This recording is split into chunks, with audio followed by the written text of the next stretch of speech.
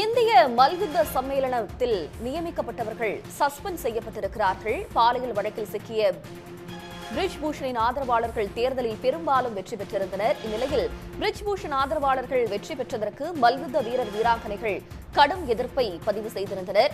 சாக்ஷி மாலிக்கை தொடர்ந்து பஜ்ரங் புனியா தன்னுடைய பத்மஸ்ரீ, கேல் ரத்னா, அர்ஜுனா விருதுகளை திரும்ப ஒப்படைத்திருந்தார்.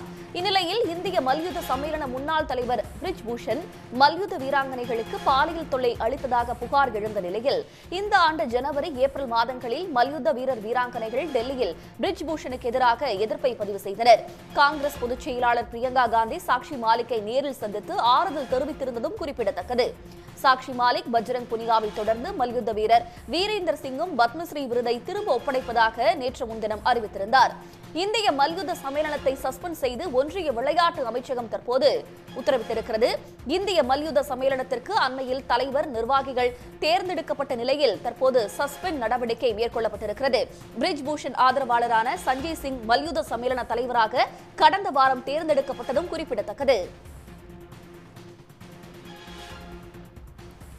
இது பற்றிய கூடுதல் விவரங்களை தருவதற்காக செய்தியாளர் முனிசாமி இணைகிறார். முனிசாமி, மேலதிக விவரங்கள்.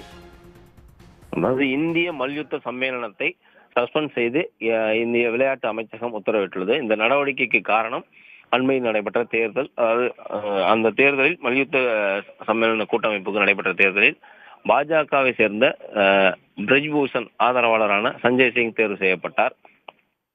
அதாவது பாஜக எம்பியான பிரிஜ்பூஷன் இந்திய மல்யுத்த சம்மேளனத்தின் தலைவராக இருந்தபோது பாலியல் புகாரில் சிக்கினார். அதையடுத்து அவர் மீது வழக்கு பதிவு செய்து போலீசார் விசாரணை நடத்தினார்கள். இந்த விசாரணையின் காரணமாக அவர் மல்யுத்த கூட்டமைப்பின் தலைவர் பதவியிலிருந்து ராஜினாமா செய்ய வேண்டிய நிலை ஏற்பட்டது. மீண்டும் தேர்தல் நடைபெற்ற போது அவர் தேர்தலில் போட்டியிட தடை விதிக்கப்பட்டது. இதையடுத்து அவரது நெருங்கிய ஆதரவாளரான சஞ்சய் சிங் அந்த பதவிக்கு போட்டியிட்டார்.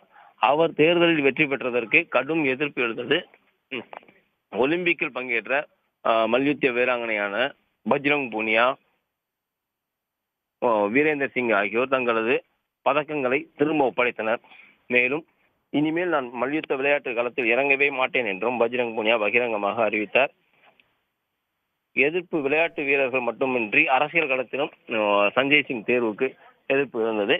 அதாவது பாஜக எம்பி பிரிஜ்பூஷன் ஆதரவாளர் டம்மியாக தலைவராக தேர்ந்தெடுக்கப்பட்டுள்ளதாகவும் அவரது மல்யுத்த சம்மேளனத்தின் கட்டுப்பாடு வழக்கம் போல் பிரிஜ்பூஷனிடமே இருக்கும் என்றும் விமர்சனம் இருந்தது. இந்த நிலையில் இந்த எதிர்ப்பு தெரிவித்த விளையாட்டு வீரர் வீராங்கனைகளுக்கு காங்கிரஸ் பொதுச் செயலாளர் பிரியங்கா காந்தி நேரில் சந்தித்து ஆறுதல் கூறியிருந்தார்.